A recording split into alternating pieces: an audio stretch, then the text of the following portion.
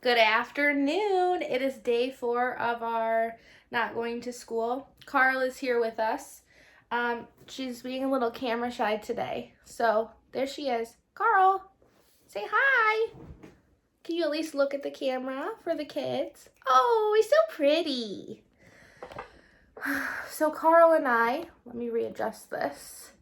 And now it's gonna fall off. Oh my goodness. Okay, so Carl and I are cuddling on our couch in a new room. Mrs. Osborne cleaned it out, and I wanted to get nice and cozy and read to you guys today. We have our blankie. I have a real animal. So if you can grab a blanket and a stuffed animal and get nice and cozy, or a real animal if you can force one to read with you like I did with Carl. I'm gonna read Crenshaw today. Raise your hand if you know that your teacher is a crazy person. Okay, perfect. I got back from the grocery store and I knew that I wanted to read Crenshaw to you guys today. And I literally searched for 20 minutes in my house trying to find it. And I checked the dining room table about 10 times and it was there the whole time. So I'm a little frustrated that I couldn't find it at first, but I'm happy we have it. Also, my window is open. Carl's enjoying the fresh air. So if you hear any like kids screaming because they're playing outside or any birdies or barking, it's because our window is open. So we're going to start with Crenshaw today. This is by the same author that wrote The Miraculous Journey of Edward Tulane. So I'm really excited to read this. I haven't read this yet. I've heard really good reviews. So let's get started. Chapter 1. I noticed several weird things about the surfboarding cat. Thing number 1, he was a surfboarding cat. Thing number 2, he was wearing a t-shirt. It said, cats rule, dogs drool. And there goes Carl. Thing number 3, he was holding a closed umbrella like he was worried about getting wet, which when you think about it, is kind of not the point of surfing. Thing number 4, no one else on the beach seemed to see him. He grabbed a good wave and his ride was smooth, but as the cat neared shore, he made the mistake of opening his umbrella. A gust of wind yanked him into the sky. He missed a seagull by seconds. Even the gull didn't seem to notice him. The cat floated over me like a furry balloon. I looked straight up. He looked straight down. He waved.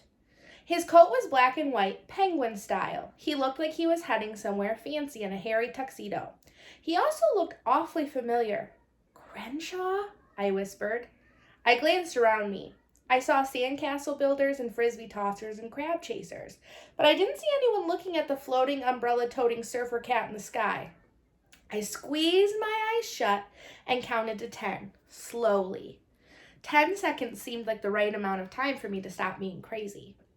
I felt a little dizzy, but that happens sometimes when I'm hungry. I hadn't eaten since breakfast. When I opened my eyes, I sighed with relief. The cat was gone. The sky was endless and empty. Whap! Inches from my toes, the umbrella landed in the sand like a giant dart. It was red and yellow plastic, decorated with pictures of tiny smiling mice. On the handle, printed in crayon, were the words, "This bummershoot belongs to Crenshaw." I closed my eyes again. I counted to 10. I opened my eyes, and the umbrella, or the bummershoot, or whatever it was, had vanished, just like the cat. It was late June, nice and warm, but I shivered. I felt the way you do the instant before you leap into the deep end of a pool. You're on your way to somewhere else. You're not there yet, but you know there's no turning back. There's a little picture. Chapter 2. Here's the thing. I'm not an imaginary friend kind of guy. Seriously, this fall I go into 5th grade. At my age, it's not good to have a reputation for being crazy. I like facts, always have, true stuff. 2 + 2 = 4 facts. Brussels sprouts taste like dirty gym socks facts. Okay, maybe the second one's just an opinion. And anyway, I've never eaten a dirty gym sock, so I could be wrong. Facts are important to scientists, which is what I want to be when I grow up. Nature facts are my favorite kind, especially the ones that make people say, no way. Like the fact that a cheetah can run 70 miles per hour. Or the fact that a headless cockroach can survive for more than 2 weeks. Or the fact that when a horned toad gets mad, it shoots blood from its eyes. I want to be an animal scientist. I'm not sure what kind. Right now I really like bats. I also like cheetahs and cats and dogs and snakes and rats and manatees. So those are some options. I like dinosaurs too. except for them all being dead. Sounds like Asher. For a while, my friend Marisol and I both wanted to be paleontologists and search for dinosaur fossils. She used to bury chicken bone leftovers in her sandbox for digging practice. Marisol and I started a dog walking service in this summer. It's called See Spot Walk. Sometimes when we're walking dogs, we'll trade nature facts. Yesterday, she told me that a bat can eat 1,200 mosquitoes in an hour. Facts are so much better than stories. You can't see a story. You can't hold it in your hand and measure it. You can't hold a manatee in your hand either, but still, stories are lies when you get right down to it, and I don't like being lied to. I've never been much into make-believe stuff. When I was a kid, I didn't dress up like Batman or talk to stuffed animals or worry about monsters under my bed. My parents say when I was in pre-K, I marched around telling everybody I was the mayor of Earth. But that was just for a couple of days. Sure, I had my Crenshaw phase, but lots of kids have an imaginary friend. Once my parents took me to see the Easter Bunny at the mall. We stood on fake grass next to a giant fake egg and a giant fake basket. When it was my turn to pose with the bunny, I took one look at his paw and yanked it right off. A man's hand was inside. It had a gold wedding ring and tufts of blondish hair. "This man is not a rabbit," I shouted. A little girl started bawling. The mall manager made us leave. I did not get the free basket with candy eggs or a photo with the fake rabbit. That was the first time I realized people don't always like to hear the truth. We all know that the Easter Bunny sends all of these people to work at the mall for him because he's too busy, just like Santa Claus. Chapter 3. After the Easter Bunny incident, my parents started to worry. Except for my 2 days as mayor of Earth. I didn't seem to have much of an imagination. They thought maybe I was too grown up, too serious. My dad wondered if he should have read me more fairy tales. My mom wondered if she should have let me watch so many nature shows where animals eat each other. They asked my grandma for advice. They wanted to know if I was acting too adult for my age. She said not to worry. No matter how adult I seemed, she told them, I would definitely grow out of it when I became a teenager. Chapter 4. A few hours after my Crenshaw sighting at the beach, he appeared again. No surfboard this time, no umbrella, no body either. Still, I knew he was there. It was about 6 in the evening. My sister Robin and I were playing cereal ball in the living room of our apartment. Cereal ball is a good trick for when you're hungry and there's nothing much to eat till morning. We invented it when our stomachs were grumbling to each other. Wow, I would love a piece of pepperoni pizza, my stomach would growl. And then hers would grumble, yeah, or maybe a Ritz cracker with peanut butter. Robin loves Ritzes.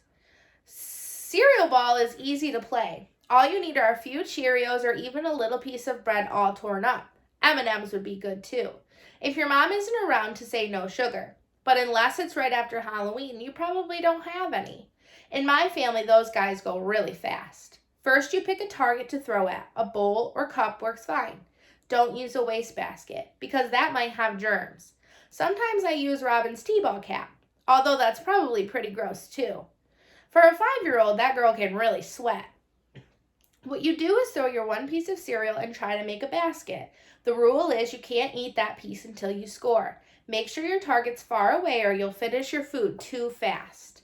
The trick is that you take so long to hit the target you forget about being hungry. For a while anyway. I like to use Cheerios and Robin likes to use Frosted Flakes, but you can't be picky when the cupboard is bare. My mom says that sometimes. If you run out of cereal and your stomach's still growling, you can always try chewing a piece of gum to distract yourself. Stuck behind your ear is a good hiding place if you want to use your gum again. Gross. Even if the flavor is gone, your teeth get a workout. Crenshaw showed up. At least he seemed to show up. While we were busy throwing my dad's brand cereal into Robin's cap. It was my turn to throw, and I got a direct hit. When I went to take out the cereal piece, I found 4 purple jelly beans instead. I love purple jelly beans. I stared a long time at those things. Where did the jelly beans come from? I finally asked. Robin grabbed the cap. I started to pull it away, but then I changed my mind. Robin is small, but you don't want to mess with her. She bites. It's magic, she said. She started dividing up the jelly beans. 1 for me, 1 for you, 2 for me. Seriously, Robin, stop kidding around. Where? Robin gobbled down 2 jelly beans, she said, which I figured meant, stop teasing me in candy mouth. Aretha, our big Labrador mutt, rushed over to check things out. No candy for you, Robin said. You are a dog, so you eat dog food, young lady. But Aretha didn't seem interested in the candy. She was sniffing the air, ears crooked toward the front door as if we had a guest approaching. Mom, I yelled. Did you buy some jelly beans? Sure, she called back from the kitchen. They're to go with the caviar. I'm serious, I said, picking up my 2 pieces. Just eat Dad's cereal, Jackson. You'll poop for a week, she answered. A second later, she appeared in the doorway, a dish towel in her hand. Are you guys still hungry? She sighed. I've got a little mac and cheese left over from dinner, and there's half an apple you could share. I'm fine, I said quickly. Back in the old days when we always had food in the house, I would whine if we were out of my favorite stuff. But lately we'd been running out of everything, and I had the feeling my parents felt lousy about it. We have jelly beans, Mom, Robin said. Well, okay then, as long as you're eating something nutritious, said my mom. I get my paycheck at Rite Aid tomorrow, and I'll stop by the grocery store and pick up some food after work. She gave a little nod like she'd checked something off a list and went back to the kitchen. Aren't you going to eat your jelly beans? Robin asked me, twirling her yellow ponytail around her finger. Because if you want me to do you a big favor, I guess I could eat them for you. I'm going to eat them, I said, just not yet. Why not? They're purple, your favorite. I need to think about them first. You're a weirdo, brother, said Robin. I'm going to my room. Aretha wants to play dress up. I doubt that, I said. I held the jelly bean up to the light. It looked harmless enough. She especially likes hats and also socks, Robin said as she left with the dog. Don't you, baby? Aretha's tail wagged. She was always up for anything. But as she left with Robin, she glanced over her shoulder at the front window and whined. I went to the window and peered outside. I checked behind the couch. I flung open the hall closet. Nothing. Nobody. No surfing cats. No Crenshaw. I hadn't told anybody about what I'd seen at the beach. Robin would just think I was messing with her. My mom and dad would do one of 2 things. Either they'd freak out and worry I was going crazy, or they'd think it was adorable that I was pretending to hang out with my old invisible friend. I sniffed the jelly beans. They smelled not quite grapey in a good way. They looked real, they felt real, and my real little sister had just eaten some. Rule number 1 for scientists is this: there is always a logical explanation for things. I just had to figure out what it was. Maybe the jelly beans weren't real and I was just tired or sick, delirious even. I checked my forehead. Unfortunately, I did not seem to have a fever. Maybe I'd gotten sunstroke at the beach. I wasn't exactly sure what sunstroke was, but it sounded like something that might make you see flying cats and magic jelly beans. Maybe I was asleep, stuck in the middle of a long, weird, totally annoying dream. Still, didn't the jelly beans in my hand seem extremely real? Maybe I was just hungry. Hunger can make you feel pretty weird, even pretty crazy. I ate my first jelly bean slowly and carefully. If you take tiny bites, your food lasts longer. A voice in my head said never take candy from strangers. But Robin had survived, and if there was a stranger involved, he was an invisible one. There had to be a logical explanation. But for now, the only thing I knew for sure was that purple jelly beans tasted way better than bran cereal. Hope you guys like this book so far. I really enjoy it. So we will pick up on chapter 5 the next time we talk. I miss you.